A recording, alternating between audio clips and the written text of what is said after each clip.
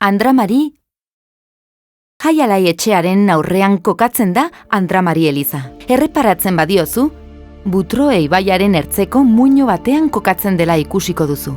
Leku honetan sortu zen, 1000 urte direla, antzineko mungia. Eta honi zor dio izena, mune gainean esan nahi duena.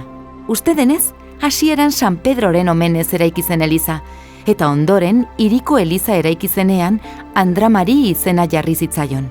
Lope García de Salazar, 1471. Idazlearen Libro de las Buenas Andanzas e Fortunas liburuan eliza honen aipamena egitean Santa María la Antigua esaten du. Eliza honetan ezinezkoa zen bataioa ematea. Horretarako, San Pedro eliza baitzen baimena zuen bakarra. Egun, aspaldikoaren erreferentziazko gune honetan, ostiraleko azoka egiten da astero, barikuetako plazea. Eta bertan saltzen dituzte euren produktuak inguruko baserritarrek. Aldi berean, erabilera askotarako prestatu da Andra Mari, gainaldean eta alboetan jarritako babesei esker.